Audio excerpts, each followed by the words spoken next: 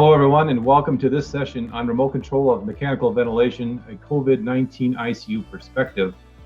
This is an interesting day and age where we think about remote control of ventilation. And we have some special guests with me joining on this session today. My name is Gary Milne, and I'm the clinical director for Medtronic. I have been basically a respiratory therapist for 40 years. A time when auto-PEEP hadn't been discovered yet, and we were still trying to figure out how to use the MA1. So it has changed quite a bit. Ventilators have become a lot more sophisticated, and the capabilities a lot more.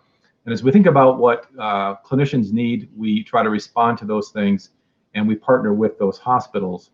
And so I wanted to take a minute to introduce the other two presenters today.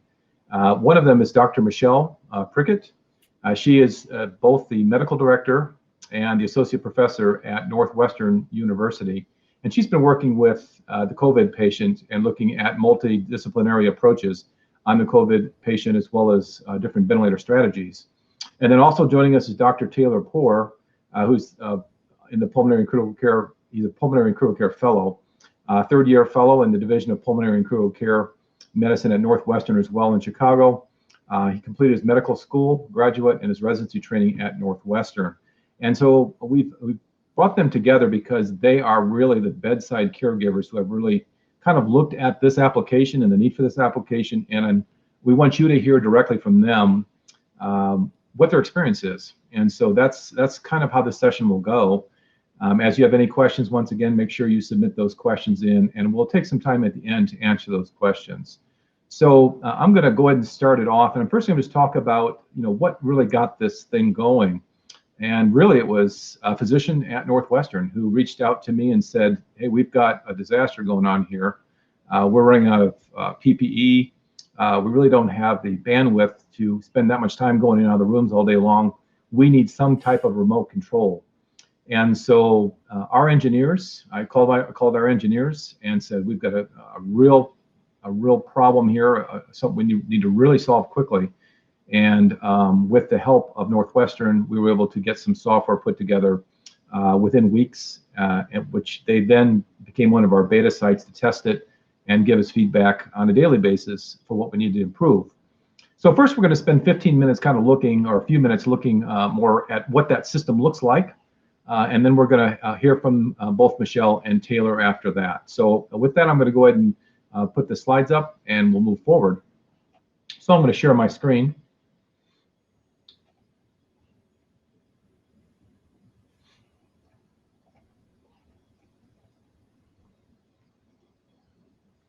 And I'm going to stop sharing it and try that again. I've had a little bit of a glitch there with it going a little crazy. I think you can see it now okay. So I'm going to walk through the components of it, and then I'm going to give you a live demo of a ventilator actually working in my house. I've got 5 ventilators in my basement, so if anybody needs a ventilator, just let me know. I've got plenty of them here. And so I'm going to remote into one of the ventilators that I have and operate that and kind of show you what it looks like from remote control. So as we kind of looked at this, there was really 3 major things that clinicians brought to us, and that was reducing the PPE usage, reducing the clinician exposure, and improving the workflow. As we think about implementation, we've got feedback from a lot of different hospitals, and one of those hospitals kind of mentioned that with this tool that we're using, this remote control, that they saved on average 65 trips into the patient room per COVID patient. So quite a nice thing to kind of save here. And this is really the backbone of the system that I'm showing right now. So what you see on your screen is there is a blue line, and imagine that is inside the actual patient's room. So on the left-hand side, there's the 980 ventilator. And to the right of that is a box. It looks like a box. It looks like a pretty big box, but it's actually a very small box. It's just about 3 inches by 2 inches. And it's our communications on the back of the unit. And there's a Ethernet port in there that typically customers do not have any access to. And so with some software, we opened up that port so we can communicate with that and begin to remotely communicate through the system as well. There is an icon, rather dated icon, which basically represents software that is loaded into the ventilator to allow that. So at this point, basically what's going to happen is there's going to be an Ethernet cable that will connect from the back of the ventilator directly to a local PC in the room. And you're seeing a PC with a screen on it, but it doesn't really have to have a screen on it. It could be what's called a brick PC. And I'm learning a lot of things. Once again, I'm a clinician. I'm not an IT person, so I don't have a lot of answers on a lot of those things. But I'm learning about thin clients. I'm learning about fat clients, all kinds of different clients. And so when you think about this, the IT department is critical in terms of being able to make this work. But basically, there's a cable that goes to the local PC. It could be a brick PC. And then there's another cable on the back of the ventilator. It's an HDMI port. And that HDMI port is going to allow you to basically translate the image on the screen into something that a local PC can read and display.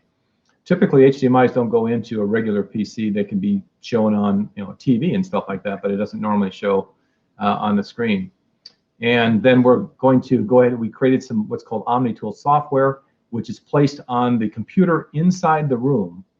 And once again, that is going to be a new software that's got, and I'm going to show you what that looks like. It has a little bit of an interface to work with the image that will be displayed by this. And once again, it'll make a lot more sense once I show it. So this is all inside the room. Okay. Now, after that, outside the room, there'll be a remote computer. And that could be, different types of computers. Maybe one therapist may be able to remote into several rooms. So what's going to happen is this remote computer, this therapist or clinician, physician, will sign on to that computer like they normally would at any hospital. And then they'll actually be attaching to the IP address of the computer that's inside the room. And this computer, since it's attached directly to the ventilator with the OmniTool software open, will then be able to actually manage the ventilator.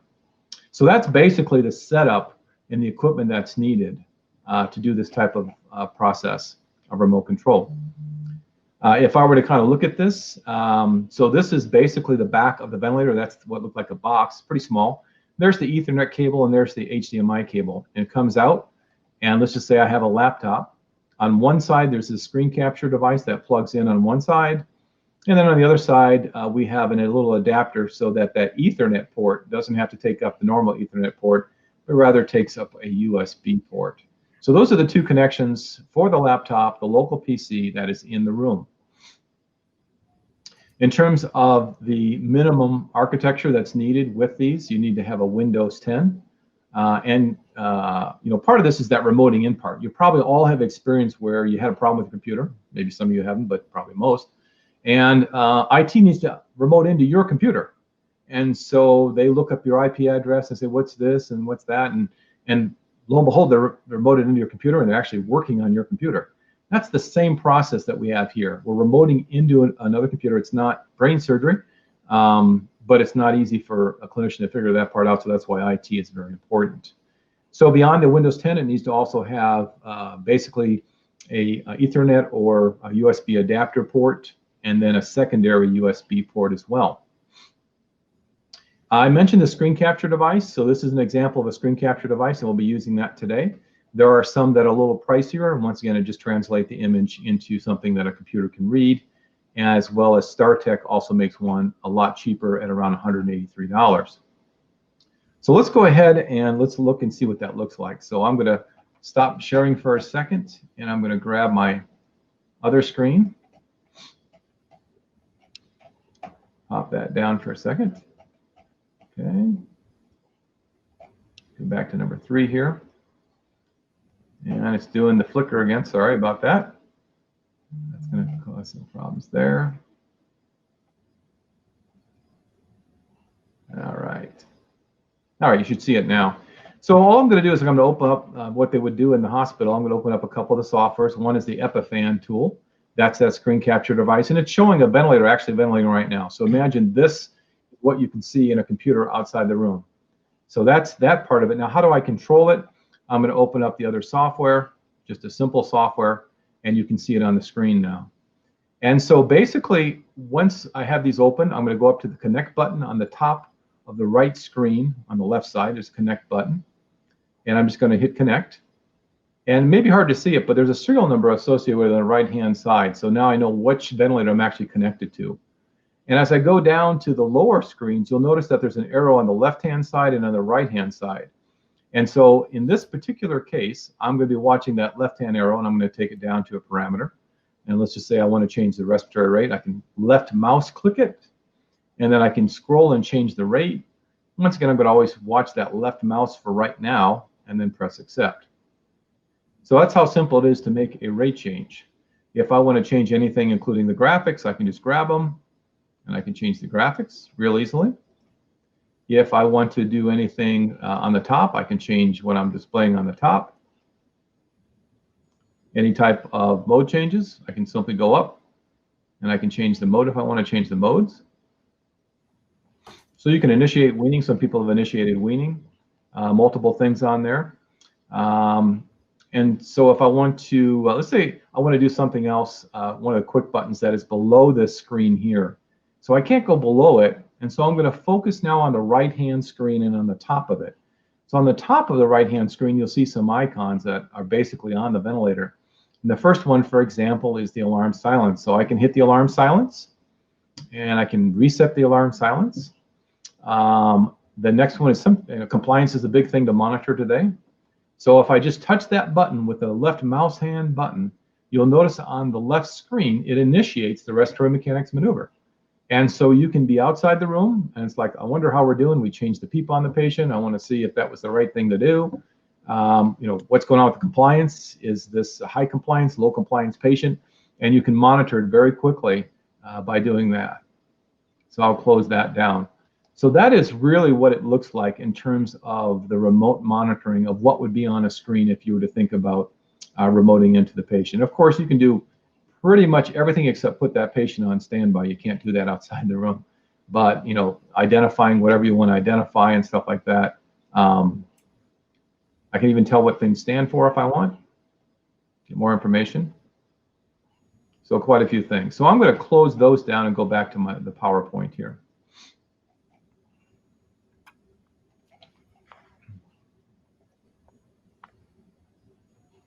All right, and let me go into the full screen mode. So this is just one example of a hospital that kind of was using this. And basically, this is the remote desktop connection that people are using. They're using this from the remote one. And as they go in, this hospital, particular hospital, identified the ventilator as RH vent number 14. And so they've got 14 everywhere. They got 14 on the ventilator. They got 14 on the sign. Serial numbers ends in a 14, and so that's one way that people did it to keep it straight. So it takes a certain amount of coordination between the physicians and the RTs and the IT of how to make sure this is going to work very manageably. And just so I'm aware of this, in terms of this is actually cleared under what's called the enforcement policy by the FDA for ventilators and accessories and other respiratory devices during the COVID-19 emergency. So that was the clearance that is right as currently it's under right now. And so with that, I'm going to go ahead and stop, and I'm going to turn it over to Michelle. Michelle? Yep. Thanks, Gary. So I also am not an IT specialist. I'm just a simple pulmonary doctor who started seeing patients at our hospital when our first COVIDs were yet to be diagnosed with COVID. And then we saw the influx, and we're trying to do the best we could. So what I really wanted to do today was just share with you some of our experiences, how we tried to adapt, and some of the processes that we came through the process. So next slide, Gary. Mm-hmm. Yep. Perfect. So a little bit about Northwestern. So we are a big urban, or right on the lakefront, academic tertiary care hospital. Our standard is, on regular days, we have 136 ICU beds at a regular capacity.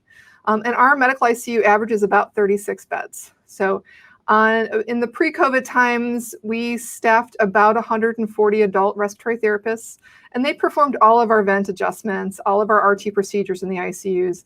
They also did treatments on the floors, and it's a very RT-heavy workload. We're a very busy hospital. So as you'll see on our next slide, we had a fleet of ventilators. This is in If you remember the pre-COVID days, these were our pre-COVID vents. So before COVID struck, we had switched to the 980s. We had essentially our entire fleet were 980s. We also had servo eyes for our MRI vents, and then our transport vent was a Trilogies. And so we had, a very small structure of ventilators that our RTs were very well versed in, and we used them well. And then COVID hit. And so as you'll see in our next slide, our post-COVID vents are a little bit different. So these are some of the vents we acquired, used, and appreciated in the process of having, COVID hit our hospital. So we still had our 980s, but we also were renting, we had our simulator labs, we had all of the things coming out of the woodwork. So we had 840s, LTVs, multiple versions of Trilogies. We even had from our pediatric hospital, they loaned us some of their Avias. So as you think about what was going on, understand that we were trying to really use every resource and shift what we had to the right places for the right patient at the right time. And so that was part of how we incorporated some of the things that we did, and gives you just a baseline of what was going on. So next Michelle, slide. This is Gary. Just a quick question on this. So it's always interesting in terms of the ventilators that are used. When I look at the portable ventilator, the LTV, what kind of patients were you using that on? What stage of the game? Were they COVID patients, or how did you determine which one was the vent that you would use? Sure. We actually acquired, our system had a group document looking at kind of priority events and which one would be most applicable to which context. We tried to avoid the use of the LTV in the COVID patients because it's a single limb, and we were concerned about exhalation port and aerosolization. Okay. So we used our LTVs for patients that were typically non-COVID. We still had many patients from the hospital that were non-COVID. But we tried to reserve those vents. And to be honest, also familiarity with vents was an issue. And so we had the Avias from our children's hospital across the way. So we tried to localize those into a certain, I think that was our non-COVID medical ICU, just so that everyone was familiar, nursing staff was familiar. We weren't kind of mixing if we could avoid it.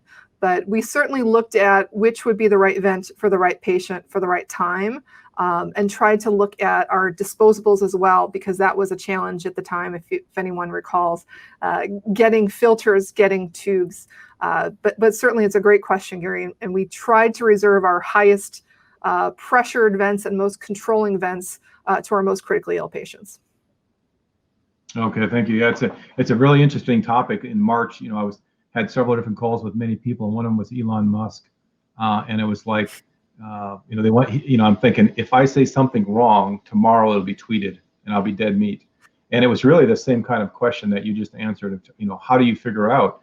Because people were making all kinds of ventilators, things that would just compress the resuscitation bag, to home care ventilators, and how do you figure that all out? So it was a tough question. I'm sure it was tough to handle it, and all the staff trying to figure out what do they know, what's the competency. So thanks for sharing that. Absolutely. So I also think, this was kind of unprecedented times. When this first struck, Taylor and I were actually on service together, and we had to come up a way to really approach these patients. So these are our guiding principles that we used here really at the start of COVID. And I just wanted to say, health and safety of our medical staff was our primary priority. And there was a lot of angst.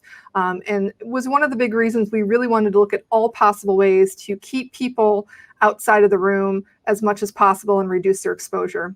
Conversely, we wanted to look, conservation PPE. Everyone knew there were PPE shortages.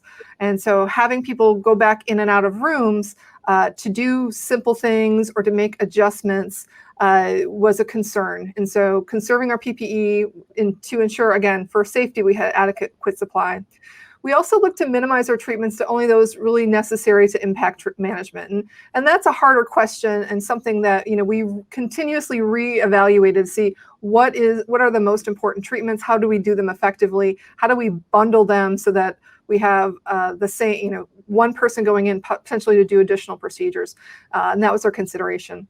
The next one is really ensure efficient communication. One of the silver linings of COVID was having everyone come together, talk about what was going on, really improving how we communicated between our medical teams and also our family members. I mean, communication in this time was key, and most of it was face-to-face, director, provider to provider.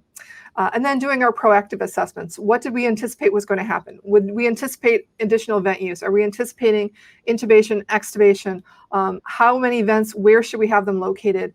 Looking at both, again, needs as well as our equipment for these procedures was important to us to make sure that we were caring for our patients, caring for our providers, and doing the best job we could in very tumultuous times. So on our next question slide, for you, Michelle, on that. Oh, I just had a quick question. So did anything transition? Initially it was like when the patients come in, intubate as soon as possible, try to limit the amount of exposure, don't use non-invasive ventilation. Did any of that transition or change over time to where we are today compared to where we started? I think the biggest difference, at least for us, was the ability to test early and understand. For at least that first week or two, we were probably intubating earlier just because it was really difficult to get a diagnosis. We did not personally use a lot of non-invasive ventilation up front. If we could at all avoid it. We also were trying to limit our high flow nasal cannula up front. We developed within our healthcare system and with our hospital-based, floor-based teams, a multidisciplinary conference every day, twice a day, touch points to look at all patients. They were graded. We would see who potentially needed to be intubated. We had anesthesia with us on those rounds, and we would try to proactively move patients to a higher level care if their oxygen's needs were changing. Toward the end, we started having better screening. So we probably used more high flow nasal cannula for more of those happy hypoxics when we identified that phenotype. But we really never used a lot of non-invasive ventilation outside of, longer stage patients that were trach that were farther along in their course. But okay. And how busy did it get at the peak time when you think about how many vents you actually had going? What percentage of your equipment did you think you used up at the peak Well, I'll time? show you that on your next slide. Okay. Okay. There you go. So this is our ventilators. I think pre-COVID we had 58 of the 980s. We had quite a large fleet. And our maximum in the pre-COVID times, I think we had a maximum of about just over 50 vents running at any one time. So if you can see, it's kind of a small slide, but you'll see this is starting early March. We had really logarithmic growth of patients going on ventilators. Our max was close to 60. I think it was 58 of COVID positive patients on ventilators. This did not include all of our other patients in the hospital. We continued to do transplants.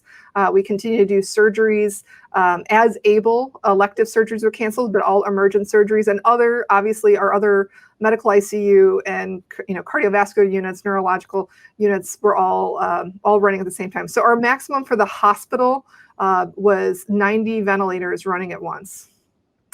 Wow. But you'll see it was a high peak. It was fairly sustained, and then it's been leveled off. So we have, fortunately, I'll find some wood to knock on, but we're fortunately staying around the 10 to a dozen COVID-specific vents running, and we're running about 40, probably at 50 vents per day now. So we're on the high end of our pre-COVID average, but nowhere near where we were before. And then, so as this was all down, I will just point out here on the graphic, if you can advance one, there was discussions of how we implement remote vents. We had this technology, there's a great push. Our administrators really worked to get this up and running, funded. We have wonderful support, but it just shows you. So we started actually using our remote vents when we were essentially over the hill a little bit, but still at high capacity. So at this point, we were trying to find how best to use our remote vents. We did not have, they were only for the 980s.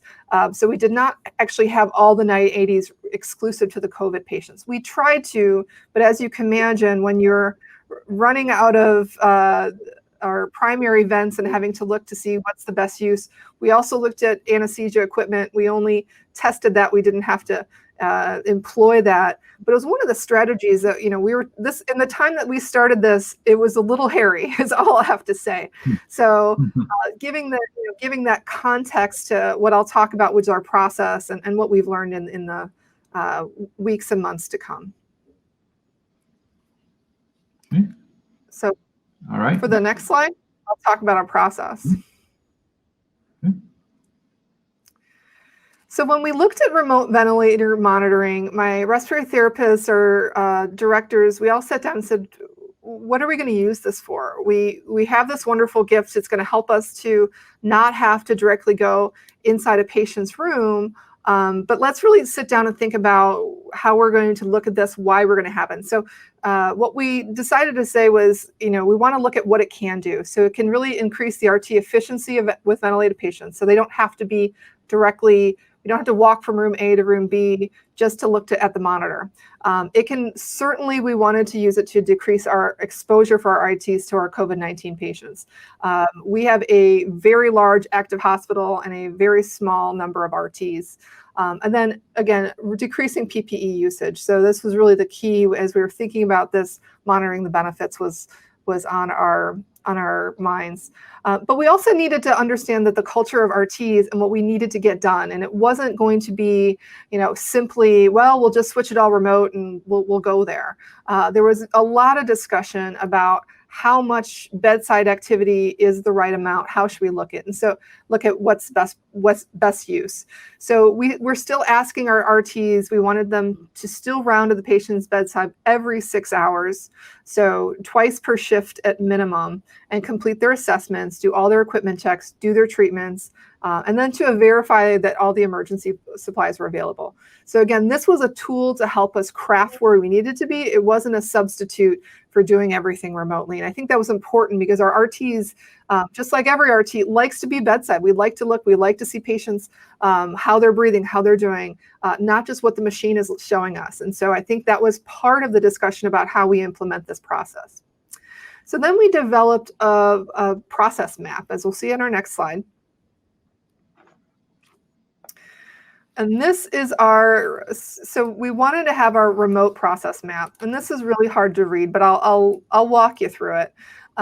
So essentially it starts with the RT's assignment. It's going to include which patients are on remote monitors. As again, I showed you, we had a lot of post-COVID monitors. And we also had a lot of, they were not all in the same room. So not every COVID patient had a remote controlled monitor.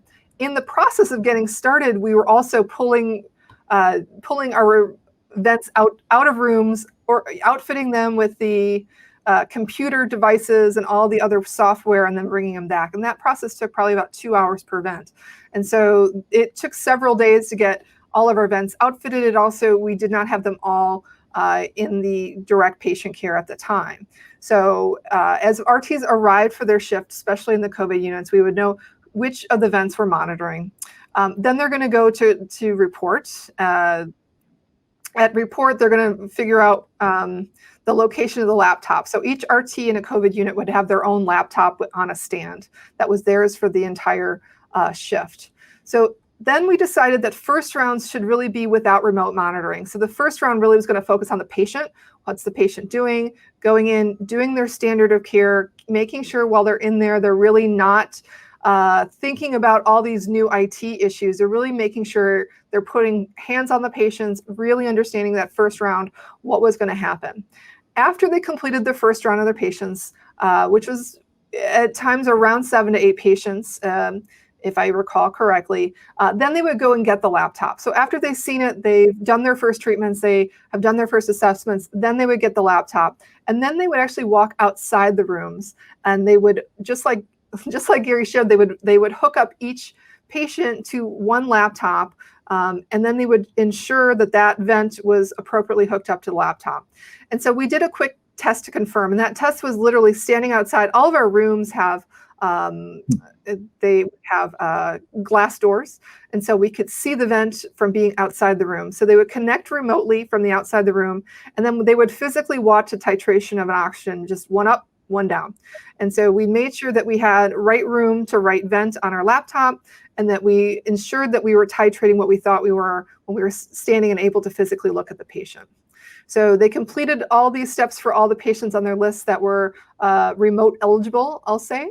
And then they would keep the laptop with them throughout their shift. There was also a sign on the door that would say to the nurses and to the staff and to the physicians, this patient is remotely controlled. So if an RT, and they would have their phone number of the RT to call. And so they could be paged saying, could you please adjust this? Could you please do this? And they could adjust it remotely. And we'll talk about our practices there. We also had to ensure that we didn't have too many cooks in the kitchen, so that the laptop was exclusively to our RTs, and our communication piece was efficient. So people were communicating to the RT, they know what was going on, and we didn't have two people adjusting at the same time.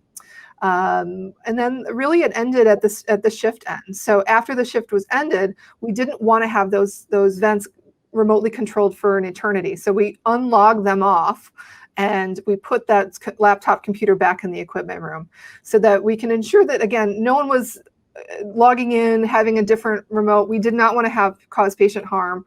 And that was one of the ways that we would do it, would have everyone log off, log back in, and have that safety check as part of the process. Then we needed to understand how should we use it. And this was probably a harder issue. And so that was our process math, but on our next slide, you'll see we looked at how did we use this? What did we think was an appropriate use? And one was where we really thought that the RT's presence needed to be at the bedside. So we deemed that appropriate use was titration of any full support mode. So if you're going from AC/VC, VC+, pressure control, any of those we could switch remotely. And many times we would do that outside the room, physically watching the patient. So this is when Taylor and I like to say playing with the vent. RTs, we like to play with the vent. A lot of times we would play with the vent with the RT, and we would physically watch the patient, but not have to have everyone gown up and use our PPE. We would also titrate between spontaneous modes. So when we did our spontaneous breathing trials, or when we were on a spontaneous trial, we could adjust the PEEP or adjust the pressure support. And so we could use that as a way to make adjustments when they're on a spontaneous trial. We also most frequently used it for FiO2 rates, tidal volumes, and then alarm settings. So if we were having alarm issues, we would not have to go into the room if we knew that we just needed to recalibrate an alarm or set an alarm threshold. We also said it was okay to silence a low priority alarm once. So, and then you needed to monitor that the issue had resolved. So if they did get a call and it was going off, they could silence it once, just like we would typically do at the bedside. If it goes off, you might just hit a low priority alarm once, but not more than once. So that was one of their triggers. When did they need to go to the bedside? So if they're going to titrate between full support and a weaning mode. So when we're putting on their spontaneously breathing trials, and some patients would wake up and be agitated, that was a bedside procedure. That wasn't a remote procedure. Any high priority alarms. So anything that was not related to patient coughing. So if we have high pressure alarms, anything along those lines, we needed them to go physically to the bedside. And again, if they needed to silence a low priority alarm more than once, they would need to go check.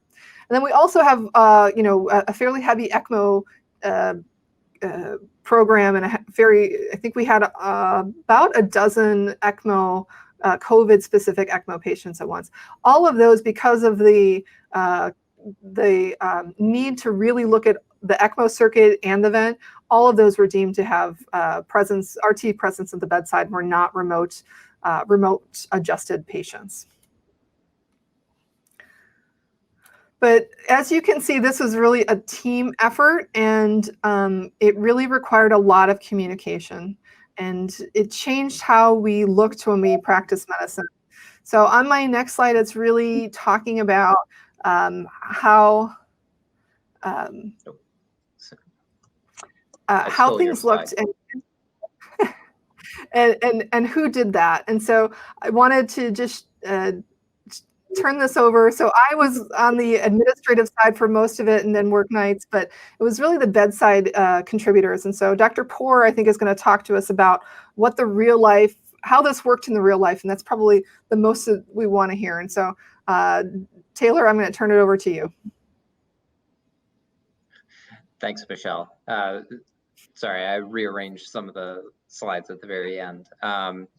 So Gary, if you want to move forward to the next slide. So I just kind of, as Michelle said, she and I were on service together at the very beginning of the COVID crisis when we started first identifying patients that were coming in with respiratory failure as having COVID. And Northwestern Memorial was going through the process of rearranging the medical intensive care unit to create COVID-specific wards.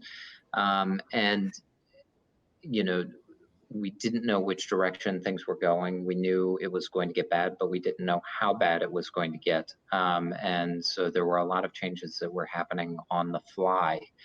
You know, when there were significant clinical care changes in our clinical care workflow. Gary, if you want to hit forward a couple of ticks. So in the pre-pandemic workflow, what we would really focus on is, you know, we would get to the hospital. Our shifts generally start around 7 o'clock, so get to the hospital around 6. Pre-round on any patients that were unstable or unstable overnight.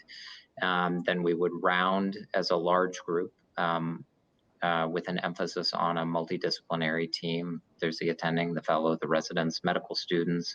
Since it's a large teaching hospital, we try to incorporate the bedside nurses, the pharmacists, and duties permitting, the respiratory therapists were all there as a large group. And so discussing about the plan for the patient for the day. And in the pre-pandemic time, then we would, as a group, make changes to the ventilator to move the care of the patient forward. And then once we finish rounds, there'd be another time circling back in the early afternoon to monitor the response to the ventilator changes that we would make. So at a minimum, there were 2 to 3 interactions at the bedside every 12-hour shift where either an attending or a fellow would be making changes to the ventilator and monitoring the responses. When we were dealing with in the early pandemic with uncertainties regarding PPE, uncertainties regarding how much risk there was to healthcare providers just being in the room and being, you know, on the news, there was constantly being inundated with images of people, you know, healthcare providers in other countries wearing like full-on hazmat suits. And, you know, we had plastic barrier gowns, gloves, N95 masks and goggles. And so, you know, what we, as an institution, trying, as Michelle said, our number one priority was really to help protect the healthcare providers as an irreplaceable resource, because without them, we wouldn't be able to continue caring for these patients as they came in. So, however, you know, one of the at the divisional level, there was a large focus on, you know, this is uncertain times, and in uncertain times, you should try to focus on the things that you do know and that you know work. So we tried to maintain as close to pre-pandemic workflow as possible. We would still do pre-rounding on unstable patients. We would round as a large group. We would come back in the afternoon. However, to minimize exposure to the patients and to minimize the use of PPE, there was really only one bedside exam or interaction with either the attending or the fellow at the bedside per day or per 12-hour shift, unless the patient was actively clinically deteriorating. For me, when I think about that, what it really highlighted for me was the diagnostic role that the ventilator plays. And this was something that I didn't really fully appreciate when I was a resident. There was much more of a focus on the ventilator as a therapeutic device to help patients in respiratory failure. However, Michelle mentioned it, Gary mentioned it, like there's so much of a role of, for lack of a better word, fiddling with the ventilator when you have somebody who's in respiratory failure, to change settings, change modes, improve patient ventilator synchrony, recruitment maneuvers. There are things that you want to make a change in the ventilator, and you don't necessarily get an immediate response back. And so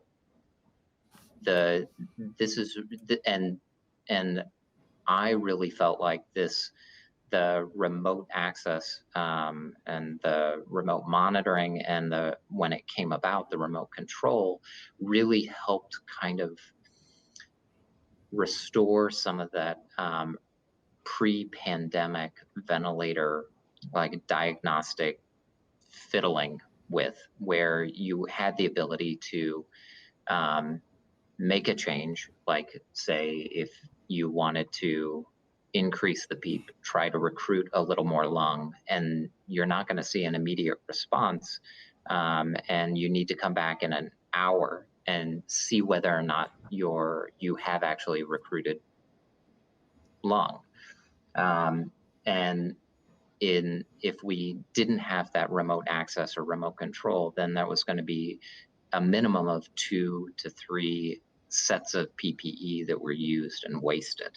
And that was PPE that wasn't then going to be there for like our bedside nurses or our respiratory therapists, who absolutely had to be physically at the bedside in order to accomplish their job caring for the patients. Gary, if you want to advance to the next slide. So as Michelle said, slowly over the course of the pandemic in the spring, we were able to roll out the remote monitoring and remote control for all of our Puritan Bennett 980s. The culture of the critical care team is slowly but surely catching up with the technology, which I think is pretty standard for adopting a new technology within the healthcare system. Next point. The respiratory therapists were able to use this, as Michelle was saying, a lot more behind the scenes.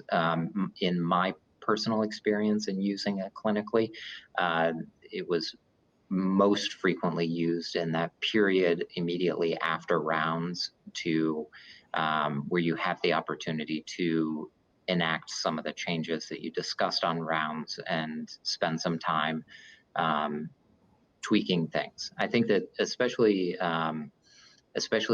for some of the severe COVID patients, we were operating the ventilators at the very extreme of what these ventilators are capable of doing. And when you're operating at significantly higher PEEPs than you normally would, when you're operating on, your respiratory rates are in the high 30s, and you're trying to make little tweaks just to keep somebody just stable, and to allow them to try to recover from the virus, tweaking and optimizing the ventilator can be incredibly important. Next point. In my mind, and this purely reflects my thoughts on the remote ventilator viewing, I'd love to see it grow to be something more along the lines of cardiac telemetry monitoring, where like you have the ability to remote viewing and monitoring in real time the ventilators of like your entire ICU in a way that allows you to hopefully identify problems that might be arising over time before they become a serious issue. Next slide, or next point. I think that Michelle mentioned these. There are definitely some concerns that we had, and we tried to keep the patient safety concerns first and foremost as we were rolling this out in the hospital, making sure that there were all these checks to ensure that it was the right patient, the right ventilator, right laptop remoting in, and to minimize the chances of crossed wires, because you know, we definitely wanted to do everything possible to keep the patients as safe as possible. Next point. But I will say that just overall, like the benefit that I saw was that it helped restore some sense of normal critical care rhythm and pattern in the center of very abnormal times. And I think that helped us a lot in caring for these very sick patients. Next slide. So that's all I had. Gary, you want to take us home? Yeah, I appreciate that. Thank you so much, Dr. Poor. That's great information. Dr. Prickett, excellent information as well. Definitely never would have imagined, you know, that we'd be at this point this year, but it's great to see the number of institutions who have kind of flexed their ability to do that. And once again, it takes a full team, I'm sure. Northwestern just happens to have some key people there that really were driving it really hard, which is great. I've probably had maybe 35 hospitals to date in the United States who are at different stages of doing this, just as an FYI. I probably have maybe 2 calls a week still.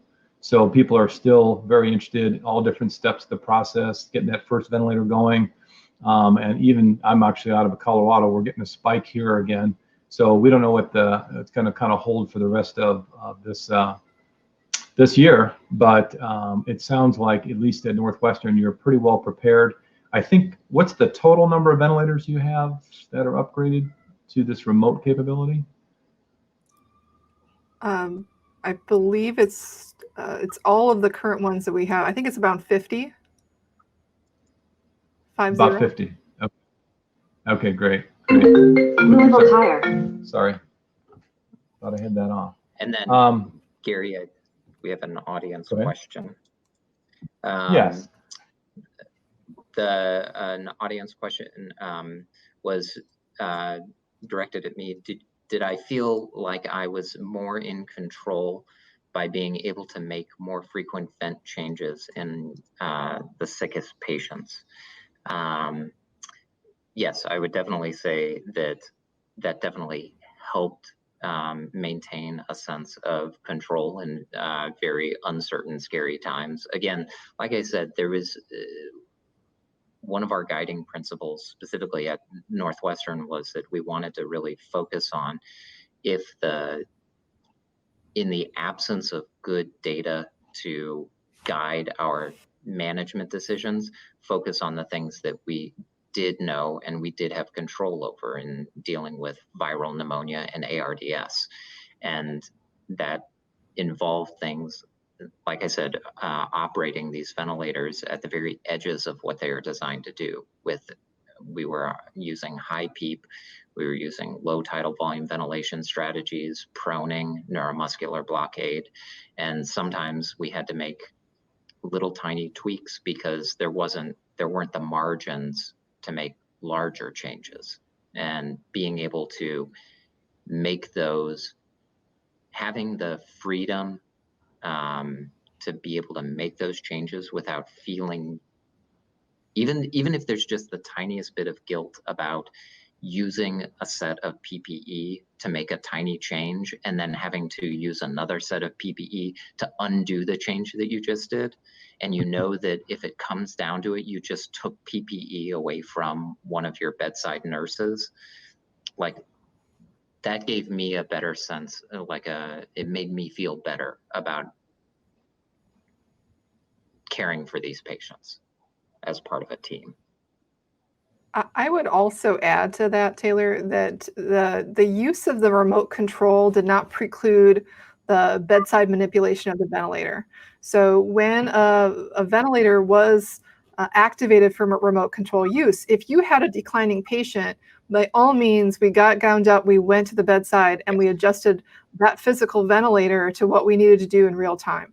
So I think that was one of the concerns that we heard early on, because some of these patients have been incredibly sick, sicker than we've seen in my career to date. And so having the control when you're outside the room is great, but also it didn't preclude control when you were at the bedside in a critical condition or situation where you really needed to manipulate the ventilator if you weren't bagging the patient. So I think that's another important point that really helped people to feel relieved that they had full control, because they still had their normal way of doing it. But once you left the room, you could still go back. You could still see our patients, at least through our glass doors and how we had it set up, and still monitor when we weren't right at their bedside. Mm-hmm. Yeah, and just a general topic that we're talking about this, there is a lot of different ways people are trying to do remote control. So we couldn't do the same thing with the 840 ventilator, but we created a 6-meter cable, which I guess is roughly 20 feet, the best I can guess, to take outside the room. Of course, if you're inside the room and it's alarming and the screen's outside the room, then it becomes kind of challenging to say, what's going on? What am I supposed to do? So this, at least you can, as you mentioned, you can do the changes inside the room. You can also do changes outside the room. And there are devices out there that can remotely push alarms. We know that there are certain things out there as well. So there's a lot out there that's becoming more and more important as we think about where we're at today. And we have another question, I think, for you, Dr. Prickett.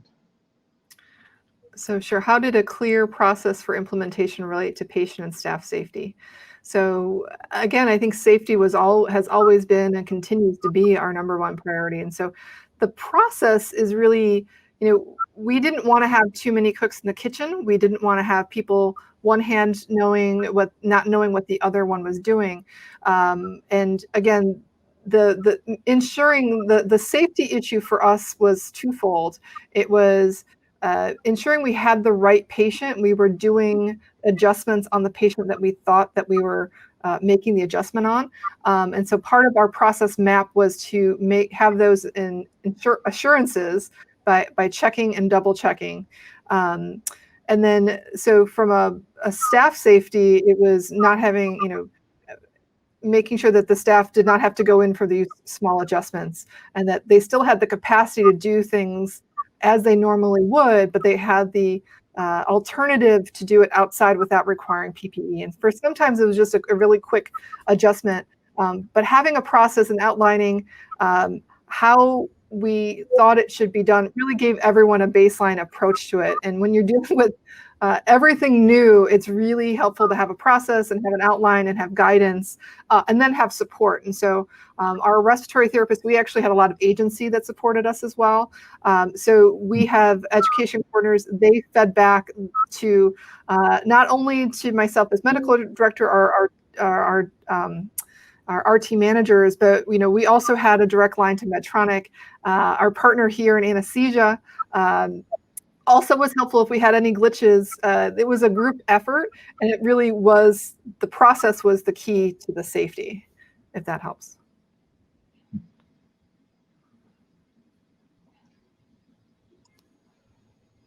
Very good.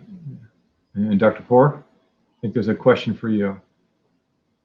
Okay. I mentioned the culture catching up with the tech. In general, was adoption easier? Did you encounter pushback?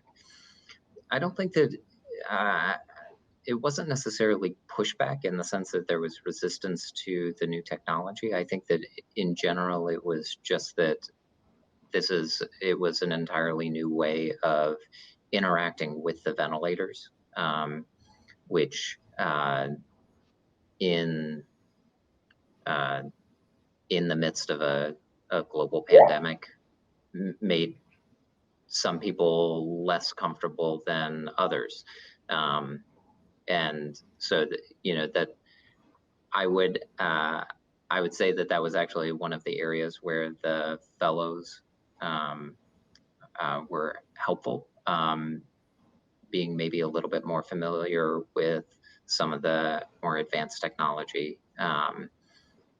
But then it was working in conjunction with the attendings who were maybe more familiar and comfortable with advanced ventilator strategies. And so that was part of our clinical teamwork. Thank you.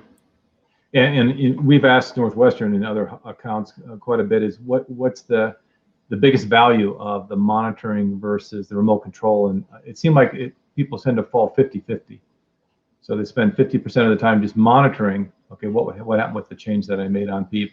And then half the time is making those simple changes that there are as well. I don't know if that was the same case you saw there, but that seemed to be consistent. I would say yes.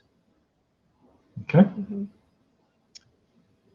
All right. If there are any more questions, please click on ask a question, and we'd be glad to answer those questions. We'll give just another minute or so to see if any additional ones come in.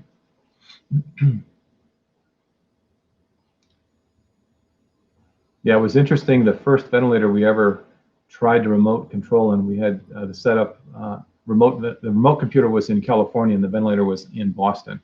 So we kind of did that a little bit, and it was kind of wild to see that actually happening. So it's kind of crazy, but it's something our engineers have been using for years. So it wasn't too hard for us to put that together.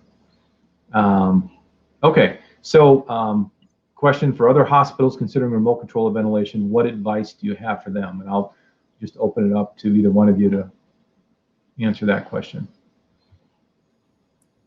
Sure, I think, rolling things out in a pandemic when you have umpteen additional ventilators is a hard ask. I think, we did the best we could. It would be best to have a traditional approach, get all of your events up to speed, have a education for your staff, have a rollout. Communication to bedside nurses is also important. So if you can ideally get it out and have discussions just like you would any other technology, but there should be a roll-in time if you can manage it, just so that everyone is comfortable using it, because there is a learning curve. It is a new technology, and then it's a culture and practice. So it's not changing the culture, but people have a regular practice, and so adding something new that takes their time to learn, if there's a time to do it before they're overwhelmed, waiting for them to be overwhelmed is not always the best approach if you can avoid it. Sometimes you can't, but that would be my advice. Okay. All right, there you go. Very good. All right, any final questions?